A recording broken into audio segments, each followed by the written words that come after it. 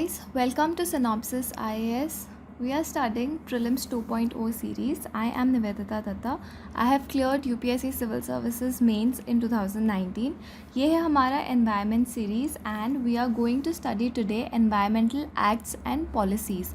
तो पिछले लेक्चर में हमने कवर किया था कि कौन सी ऑर्गेनाइजेशंस है, बॉडीज़ हैं जो कि नेशनल लेवल पे बनाई गई हैं, जैसे कि animal welfare board, central zoo authority. ऐसे हमने कुछ 6 बॉडीज़ पढ़ी थी जो कि काफ़ी इंपॉर्टेंट था एग्ज़ाम पर्सपेक्टिव से। आज हम इम्पॉर्टेंट एक्ट्स और पॉलिसीज़ पढ़ेंगे। बहुत ही हाई आउटपुट है इसका क्योंकि काफ़ी ज़्यादा क्वेश्चंस करंट टाइम पे इस पे आते हैं एंड काफ़ी डिटेल में पूछा जाता है, जो कि हम लेक्चर में भी आगे देखेंगे जब हम प्रीवियस ईयर क्वेश्चंस डिस्कस करेंगे। So let's begin. So which are the major acts?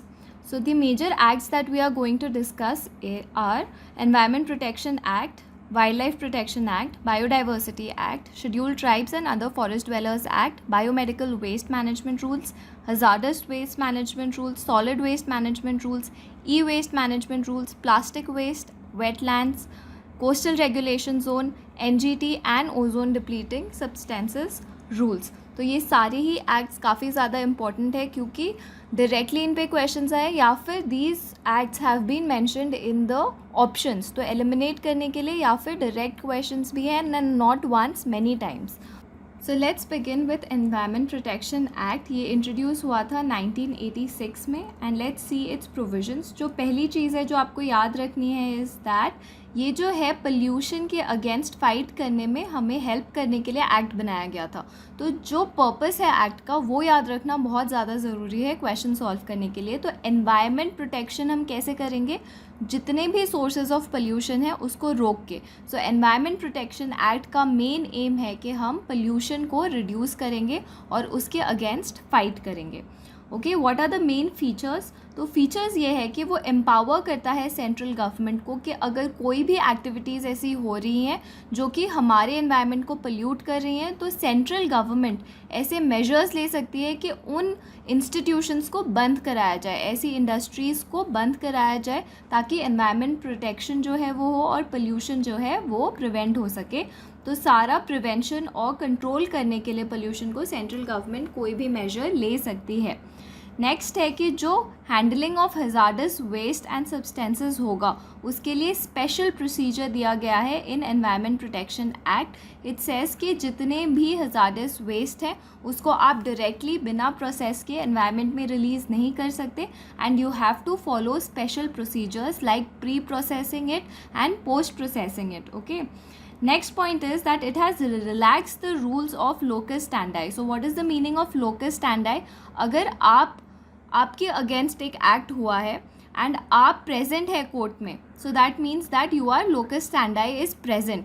But relax the rule of locus standi मतलब अगर एक सिटीजन डायरेक्टली इम्पैक्ट नहीं भी हुआ है फिर भी अगर वो कोर्ट के सामने जाके अपील कर सके तो that means that locus standi is not being followed, यानी कि जो अग्रीव्ड इंडिविजुअल है that person does not have to go in front of the court. So the rules in Environment Protection Act has been relaxed in case of locus standi, which means that environment अगर pollute हो रहा है तो आप whether you are directly impacted or not you can go and appear in front of the court। इससे क्या होगा, ज़्यादा से ज़्यादा हम जो पोल्यूट कर रहे हैं एनवायरनमेंट उनके अगेंस्ट केसेस कर सकते हैं एंड पोल्यूशन रोक सकते हैं। Next is that the act consist stringent penal provisions. तो जो पीनल प्रोविजंस है यानी कि जो सज़ा है इस एक्ट को वायलेट करने की वो काफ़ी ज़्यादा स्ट्रिंजेंट है। मिनिमम जो है वो आपको डेफिनेटली इम्प्रिजनमेंट होगा and in very rare cases they can give you some kind of fine but mostly it starts with imprisonment.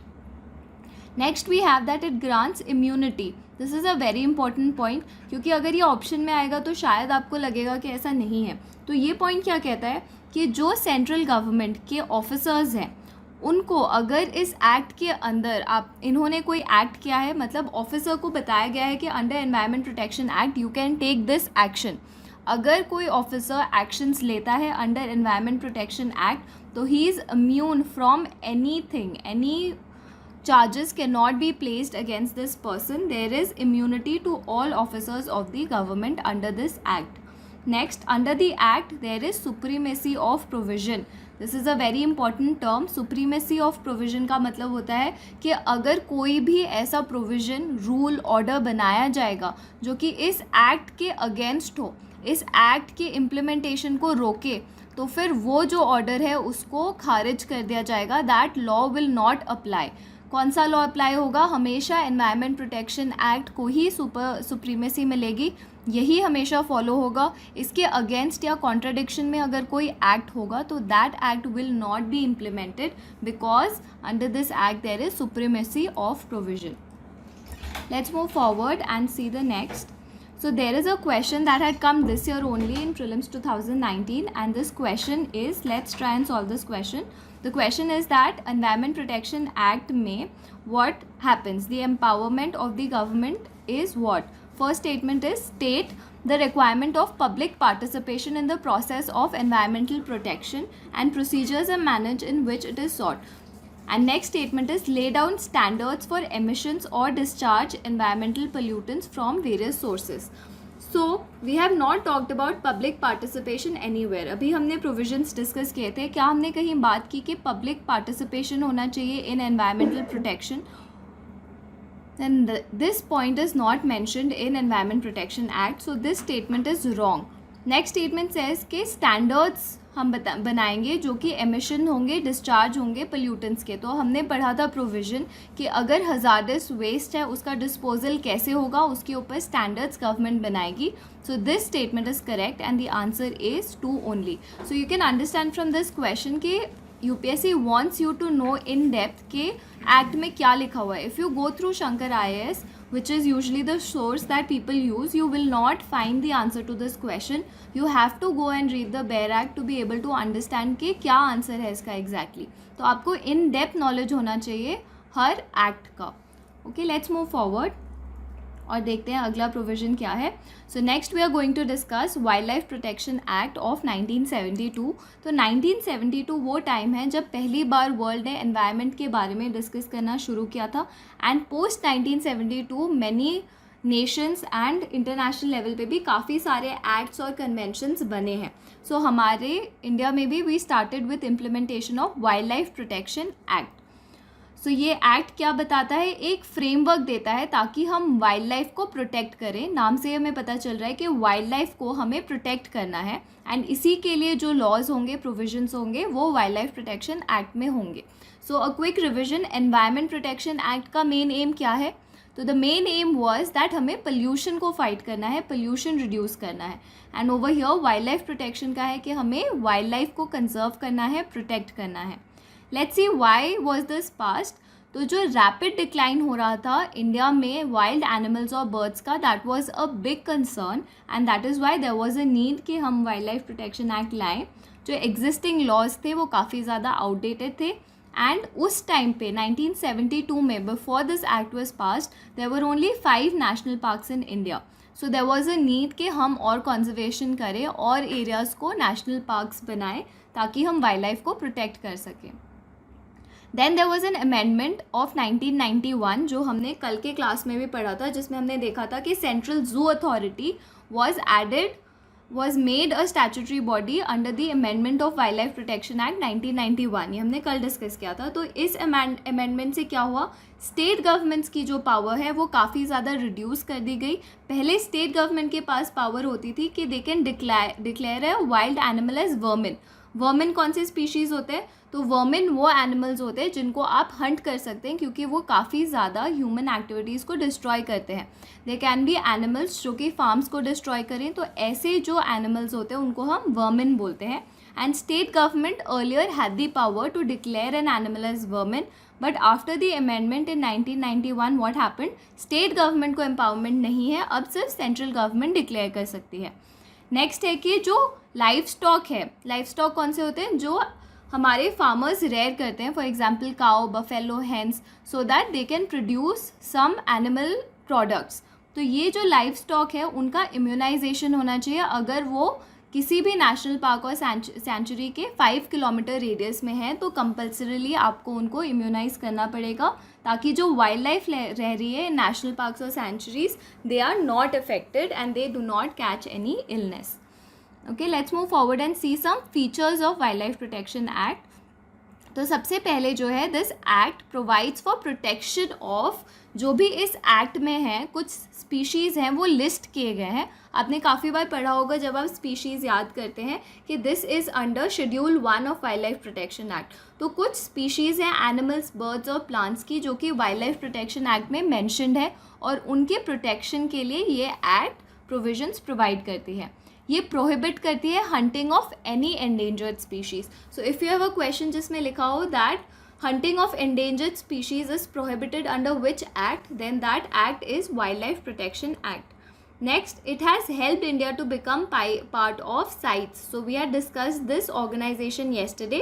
This is Convention of International Trade in Endangered Species, जिसको हम Washington Consensus भी बोलते हैं. तो इसका part हम बन पाए because we have provisions like Wildlife Protection Act. Next, it provides for establishment of wild life sanctuaries and national parks. हमने अभी डिस्कस किया था कि कैसे इस एक्ट के आने से पहले we had just 5 national parks. तो इसी बात से आप ये याद रख सकते हैं कि कौन सा एक्ट है जो बताता है कि हमें एस्टैब्लिश करना है wild life sanctuaries and national parks. तो that act is wild life protection act. Next, we have very important that we have 6 schedules which give varying degree of protection to flora and fauna. So this is very important कि wild life protection act में 6 schedules हैं जिसमें अलग अलग species लिखी हुई हैं. तो क्या है इन 6 शेड्यूल्स में? सबसे पहला पॉइंट है कि जो शेड्यूल 1 है एंड शेड्यूल 2 का पार्ट 2 है, इसमें जो एनिमल्स हैं उनको एब्सोल्यूट प्रोटेक्शन मिली हुई है. यानी कि आप इन स्पीशीज़ को बिल्कुल हार्म नहीं कर सकते हैं. अगर आपने किया तो मैक्सिमम पेनल्टी, मतलब जो सबसे ज़्यादा आपको पनिशमेंट मिल सकती है वो मिलेगी अगर आप शेड्यूल 1 एंड शेड्यूल 2 के पार्ट 2 के एनिमल को हर्ट करेंगे तो. For example, tiger is a species which belongs to schedule 1 of wild life protection act. Next है, इसके बाद जो शेड्यूल 3 एंड 4 है एंड शेड्यूल 2 के भी पार्ट्स हैं, उसमें जो एनिमल्स हैं उनको भी प्रोटेक्शन मिली हुई है बट एब्सोल्यूट प्रोटेक्शन नहीं है. थोड़ा जो डिग्री है पनिशमेंट का वो कम होगा अगर आप शेड्यूल 3 या 4 के किसी एनिमल को हर्ट करते हैं तो. Next, we have schedule 5 which is very important. Schedule 5 क्या है? इसमें वो एनिमल्स इंक्लूडेड है जिनको आप हंट कर सकते हैं. अभी हमने डिस्कस किया था कि वर्मिन्स कौन डिक्लेयर कर सकता है? तो अब सिर्फ सेंट्रल गवर्नमेंट डिक्लेयर कर सकती है. तो जो एनिमल्स हैं जो कि वर्मिन है, यानी कि आप हर्ट कर सकते हैं उनको हंट कर सकते हैं, वो एनिमल्स हैं शेड्यूल 5 में. एंड ये कौन से एनिमल्स हैं इनको आपको याद रखना चाहिए बिकॉज दीज आर बहुत कम है ये. So these are crow, fox, fruit bats, jackal and mice. These are few species जो कि vermin declared है and time to time जो है गवर्नमेंट अलग अलग species को vermin declare करती है. Next we have schedule 6. तो 1 to 5 जो है यहाँ पे animals है एंड जो शेड्यूल 6 है इसमें हम प्लांट्स के बारे में बात करते हैं. So we talk about endemic plants जिनका प्रोहिबिशन है in cultivation and planting so that ये कंजर्व्ड रहें. सो प्लांट्स के बारे में कौन से शेड्यूल में बात होती है? It is schedule 6. So this is another prelims 2017 के क्वेश्चंस दोनों ही आए हैं and wild life protection act के ऊपर ये क्वेश्चन है. First question is in India if a species of tortoise is declared protected under schedule 1 of the wild life protection act. तो इसका क्या मतलब होगा? यानी कि टॉर्टोइज को हमने शेड्यूल 1 में कर दिया है तो क्या होगा? What does it imply? First is it enjoys the same level of protection as tiger. So we had just discussed that tiger is in schedule 1. So it will enjoy the same protection. So this is a correct statement. But बाकी statements भी हम एक बार देखते हैं. It no longer exists in the wild. A few individuals are under captive protection and not it is impossible to prevent its extinction. मतलब अब इसको extinction से कोई नहीं बचा सकता है ऐसा बोला है. तो ऐसा कुछ नहीं है. वाइल्ड लाइफ प्रोटेक्शन एक्ट में स्पीशीज़ हैं but it is not necessary that they are close to extension. Next is that it is endemic to a particular region. तो ऐसा भी नहीं है, ज़रूरी नहीं है कि जो वाइल्ड लाइफ प्रोटेक्शन एक्ट में एनिमल्स हैं वो एंडेमिक ही होने चाहिए, ऐसा हमने नहीं पढ़ा था. Next we have both B and C are correct. So we already know that B and C are wrong. So the answer is A, that it enjoys the same level of protection as tiger. Next we have, according to Wildlife Protection Act, which of the following animals cannot be hunted by any person except under some provision provided by the law. यानी कि आप Hunt नहीं कर सकते, यानी कि इनमें से कौन से वर्मिन नहीं है. सो घड़ियाल, Indian wild ass and wild buffalo. हम ऑलरेडी 5 वर्मिन्स पढ़ चुके हैं. सो उन वर्मिन्स में we have crow, fox, mice. We have already discussed crow, fox, mice, jackal and bats. So these are the ones जिनको आप Hunt कर सकते हैं. इसके अलावा आप किसी को भी हंट नहीं कर सकते हैं. That is why the answer is 1, 2 and 3. All of them can not be hunted. Okay, let's move forward. Wild life protection act के अंदर national board of wild life बना है. This is a statutory body which has been formed under wild life protection act. It is chaired by prime minister. And ये बहुत important board है क्योंकि यही है जो डिसाइड करता है कि कहाँ पे वाइल्ड लाइफ सेंचुरीज बनानी है, कहाँ पे नेशनल पार्क्स बनाने हैं, क्या बाउंड्री होगी. So all of this important decision is taken by national board for wild life. Very important that it is chaired by the prime minister. And it reviews and approves all projects that are related to national parks and sanctuaries. Next हमने ये कल discuss किया था, national tiger conservation authority. This is also a statutory body जो कि tiger के conservation के लिए है. And this is also wild life protection act के अंदर एक स्टैट्यूटरी बॉडी है. And it gives statutory authority to project tiger also which was launched in 1973 to revive our tiger population. And this also we discussed yesterday. Central zoo authority, ये भी wild life protection act के अंदर बनाया गया है. And this oversights all the use का implementation के कैसे चल रहे हैं हमारे use. And this was established in 1992 after the amendment of 1991. So let's see another question. 2014 का animal welfare board of India is established under environment protection act. तो ये हमने कल पढ़ा था. So if you remember this, you'll have to answer this question on your own. I'm not telling you the answer. Okay, this we had discussed yesterday that animal welfare board में कौन से act के अंदर ये बना है.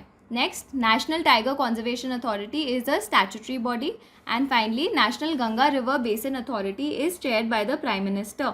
सो now national Ganga river basin authority has been renamed as national Ganga council. ये भी हमने कल डिस्कस किया था. So if you know the answer, find the answer and comment below. Let's move forward to the next. We have Biological Diversity Act, which is again a very important act. 2002 में ये launch हुआ था. So it is an attempt to realize the objectives of CBD. So Convention on Biological Diversity is a very important convention which we'll discuss in international conventions. But इसको implement करने के लिए हमने Biological Diversity Act को we had introduced. And what is important about this is that it is for biological diversity. नाम में ही है biological diversity. So you have to remember कि act का main purpose क्या है. तो diversity को conserve करना है हमारा aim under biological diversity act.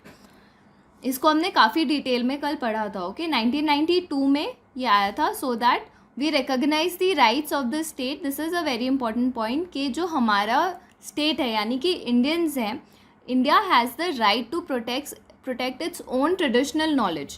तो हमारी जो बायोलॉजिकल डाइवर्सिटी है, प्लांट्स की डाइवर्सिटी है, उसमें काफ़ी ज़्यादा मेडिसिनल वैल्यूज़ हैं, काफ़ी ज़्यादा हमारी हिस्ट्री से हमें नॉलेज मिला है, हमारे ट्राइबल कम्युनिटीज़ उसको यूज़ करते हैं.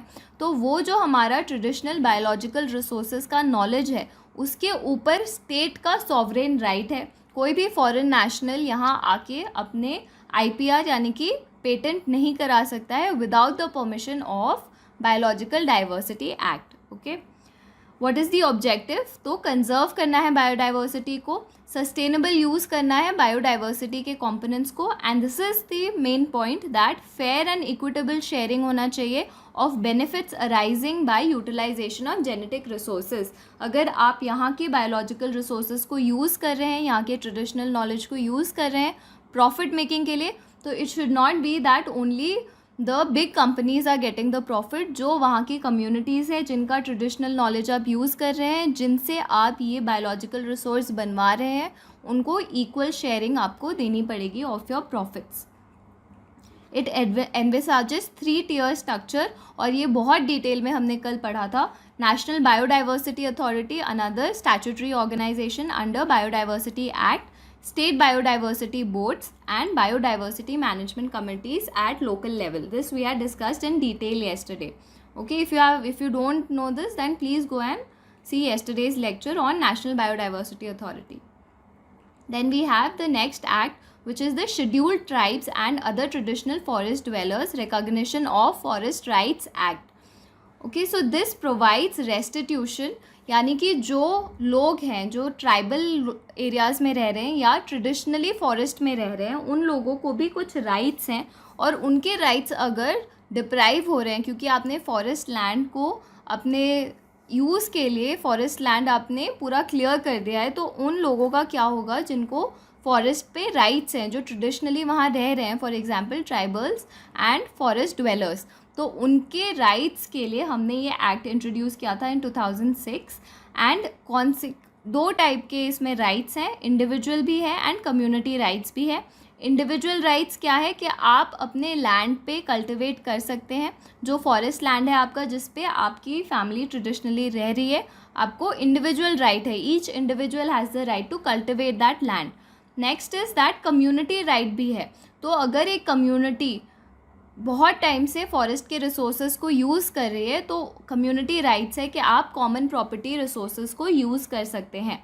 ये दोनों ही राइट्स दिए गए हैं फॉरेस्ट राइट एक्ट में, और इस एक्ट के अंदर इनके राइट्स अगर डिप्राइव होते हैं तो ये लोग they can approach under this act.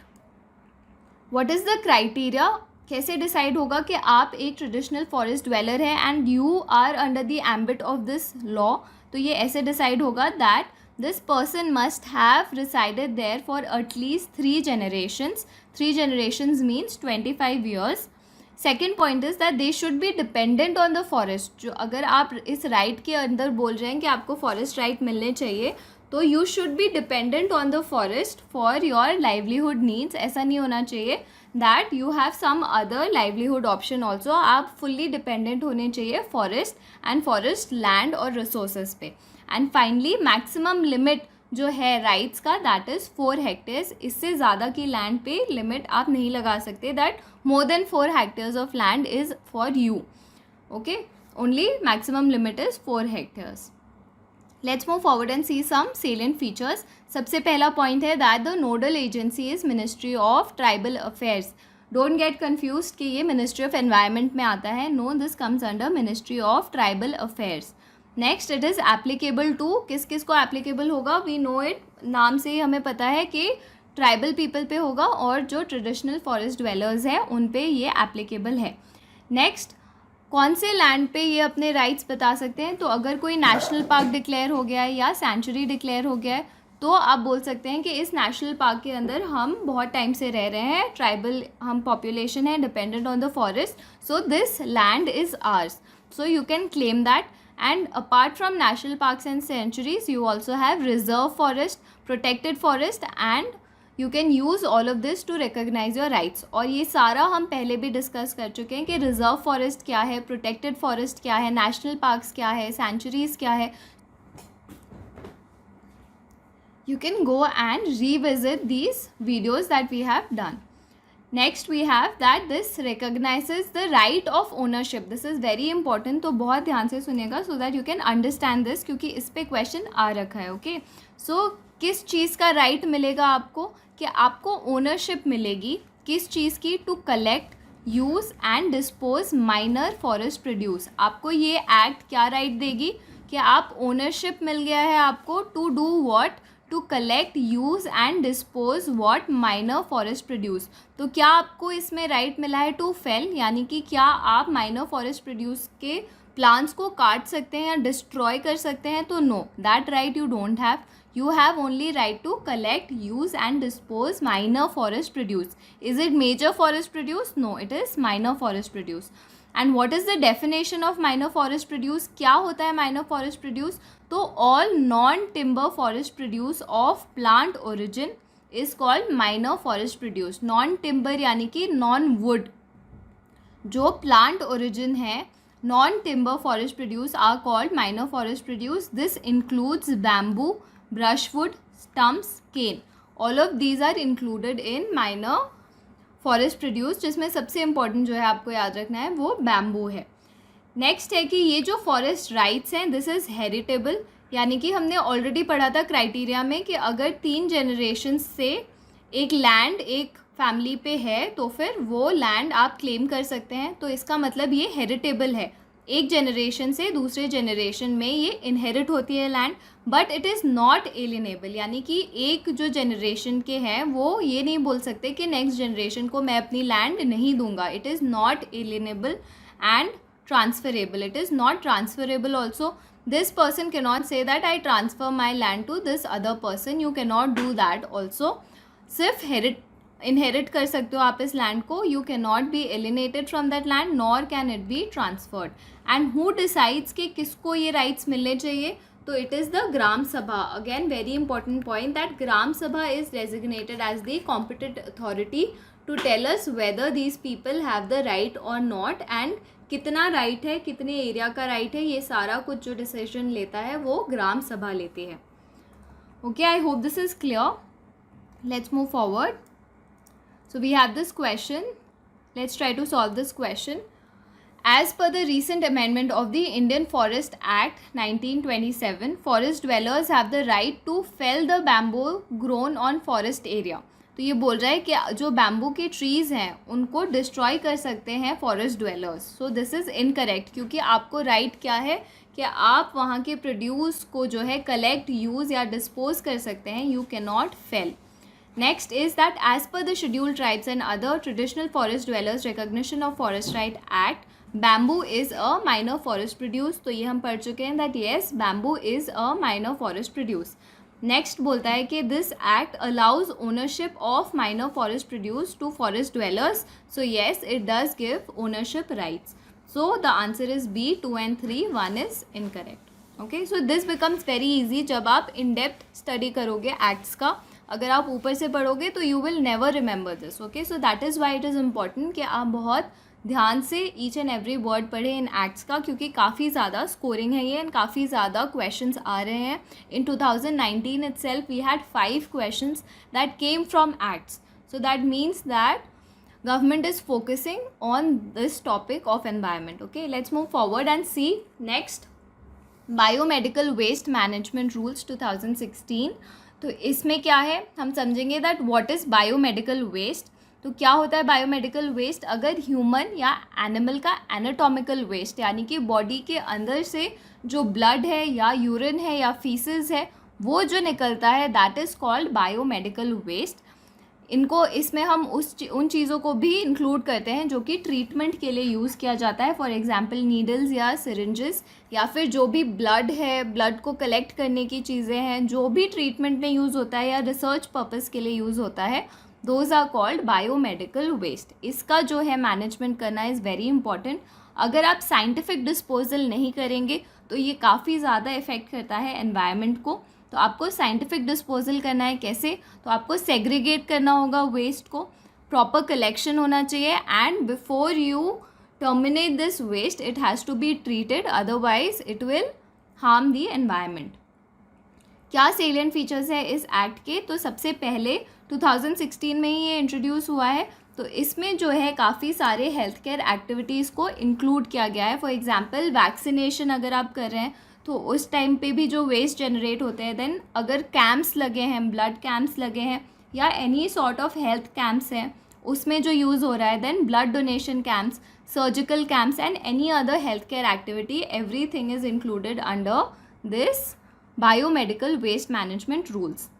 Next we have that you have to do pre-treatment of laboratory waste. आप pre-treatment किए बिना उसको आप waste में नहीं डाल सकते हैं. You have to pre-treat it. Next is that you have to train all the healthcare workers जो deal कर रहे हैं biomedical waste के साथ, plus उनको आपको vaccination देना होगा so that they do not suffer. So you have to immunize them. This is again very important next point that the bio waste is now categorized in 4 categories.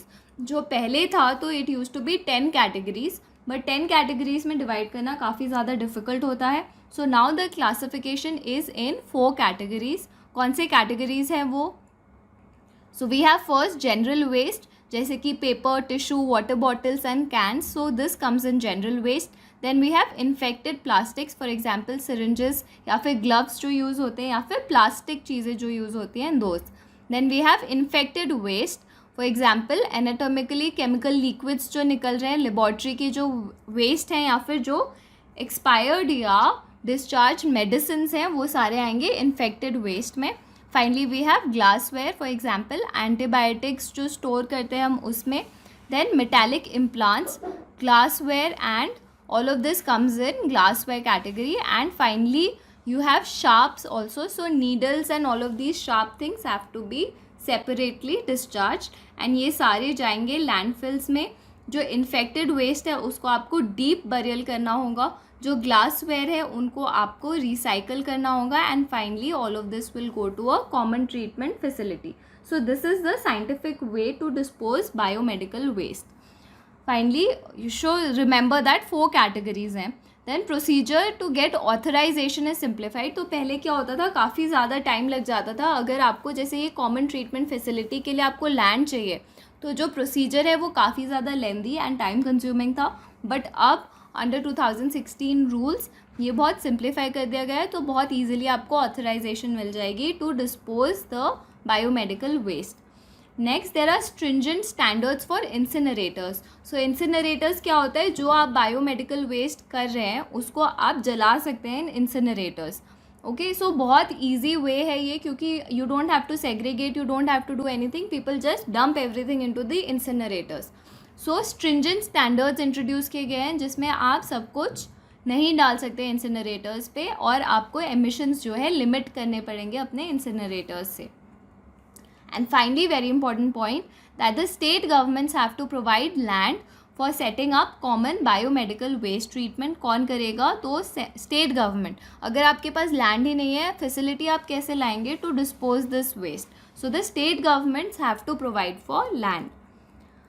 So these rules were also again amended in 2018, and इसमें क्या add किया गया है, तो हमें phase out करना है chlorinated plastic bags को. And then we have annual report आपको पब्लिश करनी है on all health care facilities within a period of 2 years. So from 2018 2 years का टाइम दिया गया है. आफ्टर 2 years आपको क्या करना है, वेबसाइट पे कंटिन्यूसली आपको हेल्थ केयर फैसिलिटीज़ के बारे में एनुअल रिपोर्ट सबमिट करनी है कि where they are discharging their biomedical waste. And finally जो भी बायोमेडिकल वेस्ट के पैकेजेस हैं उनको आपको बार कोडेड रखना है एंड ग्लोबल पोजिशनिंग सिस्टम यानी कि GPS के साथ टैग करना है, so that we can know that where our waste is going and it should be discharge properly.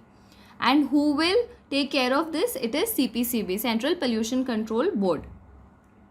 So again we have certain questions in 2019 prelims. तो this is just to show के इनको हम आगे discuss करेंगे. इसमें पूछा गया extended producer responsibility कौन से एक्ट के अंदर है. तो we have not discuss plastic management and e waste act yet, ये हम डिस्कस करेंगे आगे. So this is to show that biomedical waste management has been asked as an option, so you have to know this. And next we have a question on solid waste management rules, जो कि हम आगे पढ़ेंगे. But this question I am showing you to understand कि कितना detail में पूछा है. So you can see the options. Waste generated has to be segregated into 5 categories. वो पूछा है कितने categories. So we have already discuss that biomedical waste can be segregated into 4 categories. So these options, if you read, you will see that they want your in-depth knowledge on these acts and rules. Okay, so let's see next, hazardous waste management rules, again 2016. So hazardous waste क्या होता है, biomedical तो हम समझ गए कि जो anatomically use हो रहे हैं या ट्रीटमेंट में जो चीज़ें यूज़ हो रही हैं, मेडिसिन या used products, those are biomedical waste. What are hazardous waste? तो hazardous waste ऐसा कोई भी waste material है जो कि danger cause करता है हेल्थ को या environment को, क्योंकि उसकी physical जो qualities हैं वो काफ़ी ज़्यादा hazardous होती हैं. कैसी characteristics हो सकती हैं, physical, chemical, biological, reactive, toxic हो सकती है, flammable यानी कि आग लगा सकती है, या explosive या corrosive हो सकती है. अगर किसी भी material के ऐसे कैरेक्टरिस्टिक्स है तो फिर इट्स हाई पॉसिबिलिटी दैट वो हज़ार्डस होगा टू एनवायरनमेंट एंड लाइफ. सो कहाँ से आते हैं ये जो हज़ार्डस वेस्ट हैं. सो दिस इज़ यूजुअली जनरेटेड जब आप मैन्युफैक्चरिंग इंडस्ट्रीज़ में अगर कुछ प्रोसेसेस कर रहे हैं तो उसमें आता है. फॉर एग्जांपल पेट्रोलियम रिफाइनरिंग जब आप करते हैं, पेट्रोलियम की रिफाइनिंग, तो बहुत ज़्यादा heavy metals and hazardous waste release होते हैं. फार्मास्यूटिकल इंडस्ट्रीज़ में भी, पेंट इंडस्ट्री में भी, एंड इलेक्ट्रॉनिक प्रोडक्ट्स को बनाने में काफ़ी ज़्यादा हज़ार्डस वेस्ट जो है रिलीज़ होते हैं। तो अनसाइंटिफिक अगर आप डिस्पोजल करेंगे तो एयर पोल्यूशन होगा, क्योंकि ये रिफाइनरी की जो चीज़ें हैं वो डायरेक्टली एयर में हैवी मेटल्स को इंट्रोड्यूस कर देंगी and this will cause a lot of health problems. Water pollution, क्योंकि अगर आप इनको डिस्चार्ज कर देंगे तो through leaching it will go into the underground water and it will pollute our water. And at the same time जो workers हैं इस इंडस्ट्री में, मैन्युफैक्चरिंग इंडस्ट्री में, उनको काफ़ी ज़्यादा हेल्थ इश्यूज़ हो सकते हैं। इसलिए इसको साइंटिफिक डिस्पोज करना हज़ार्डस वेस्ट को is very important. Let's see some features of these rules. सबसे पहले तो कुछ स्टैंडर्ड ऑपरेटिंग प्रोसीजर्स हैं इंट्रोड्यूस किए गए हैं जो कि हेल्प करता है लोगों को समझने में कि कैसे डिस्पोज करना है हज़ार्डस वेस्ट को, because earlier there was no awareness only, now there is a standard operating procedure, so you have a checklist that ये हमें procedure follow करना है। Next single window clearance introduce कराया गया है। अगर आपको हज़ार्डस वेस्ट डिस्पोजल फैसिलिटी बनानी है तो आपको बहुत ज़्यादा वेट नहीं करना पड़ेगा, सिंगल विंडो क्लियरेंस है। Next is import and export of waste has been streamline. So this is important to understand कि जो वेस्ट मटेरियल है हम उसको रीयूज़ कर सकते हैं।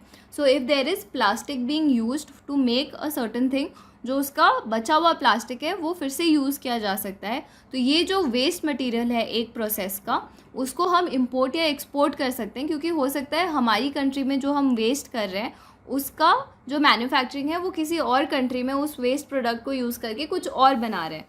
सो इम्पोर्ट और एक्सपोर्ट जो है वेस्ट का, उसको स्ट्रीमलाइन किया गया है ताकि हज़ार्डस वेस्ट को हम ईजिली हैंडल कर सकें। फाइनली जो रीयूज़ नॉर्म्स हैं वो सिंप्लीफाई कर दिए गए हैं, यानी कि जो प्लास्टिक या अदर चीज़ें हैं जो कि इंडिया में रीयूज़ होती हैं, बाहर की कंट्री से हम इंपोर्ट करते हैं और उसका रीयूज़ करके इंडिया में हम कुछ और बनाते हैं, तो उसके लिए अब आपको क्लियरेंसेस की ज़रूरत नहीं है। Next is co processing as preferential mechanism for disposal. यानी कि को प्रोसेसिंग का क्या मतलब होता है? Co processing means that you are reusing your things, recycling your things. तो आप जितना ज़्यादा रिसाइकिल करेंगे उतना ज़्यादा जो है इफेक्ट है हज़ार्डस मटेरियल्स का वो कम होता जाता है। तो आपको को प्रोसेसिंग पे फोकस करना है। एंड स्टेट गवर्नमेंट्स को रिस्पॉन्सिबिलिटी है कि आप इंडस्ट्रियल स्पेस प्रोड्यूस करें जहाँ पे हज़ार्डस वेस्ट डिस्पोजल फैसिलिटी बनाई जा सके। So similarly biomedical waste rules में भी हमने पढ़ा था कि रिस्पॉन्सिबिलिटी जो है स्टेट गवर्नमेंट के पास है कि वो लैंड प्रोवाइड करे फॉर सेटिंग अप फैसिलिटीज़। इसका भी अमेंडमेंट हुआ है इन 2019, जैसे बायोमेडिकल वेस्ट का हुआ था वैसे हज़ार्डस वेस्ट का भी अमेंडमेंट रूल्स 2019 आया है। उसमें क्या है, तो जो सॉलिड प्लास्टिक वेस्ट है, very important point, solid plastic waste is now prohibited from import into countries including SEZ। SEZ क्या है? स्पेशल इकोनॉमिक जोन है, जहाँ पे बहुत ज़्यादा सिंगल क्लियरेंसेज हैं एंड काफ़ी ज़्यादा अथॉरिटीज़ जो है नहीं हैं, बहुत सिंपली प्रोसीजर्स हो जाते हैं। तो वहाँ पे भी प्रोहिबिशन है, आप सॉलिड प्लास्टिक वेस्ट नहीं इंपोर्ट कर सकते हैं बाहर की कंट्रीज़ से। नेक्स्ट, जो एक्सपोर्टर्स हैं सिल्क वेस्ट के, उनको एग्जेम्पशन मिला है। एंड टू एक्सपोर्ट सिल्क बनाने में जो वेस्ट होता है उसको एक्सपोर्ट करने के लिए अब कोई परमिशन नहीं चाहिए, they can directly export it. And electrical और इलेक्ट्रॉनिक असेंबली के लिए जो कंपोनेंट्स है, हमने पढ़ा था कि कैसे हज़ार्डस वेस्ट जो है वो मैन्युफैक्चरिंग ऑफ इलेक्ट्रॉनिक्स में भी आता है, काफ़ी ज़्यादा रिलीज़ होता है। तो इसमें अगर आप कोई इलेक्ट्रॉनिक कंपोनेंट बना रहे हैं, मैन्युफैक्चर कर रहे हैं एंड वो डिफेक्टिव मिला है, तो आप उसको वापस उस कंट्री में भेज सकते हैं जिस कंट्री से वो मैन्युफैक्चर होके आया है। Without obtaining any permission you can do the import and export of any defective electric and electronic assemblies. So that is all for today. We have discussed Environment Protection Act, Wildlife Protection Act, Biodiversity Act, Forest Dwellers Act, Biomedical Waste Management Rules and Hazardous Waste Management Rules. कल के lecture में हम आगे के ये solid waste management, e waste management, plastic waste, wetland rules, coastal regulation zone and NGT और ozone depleting substances के बारे में पढ़ेंगे. So keep practising, keep revising. Thank you. See you tomorrow.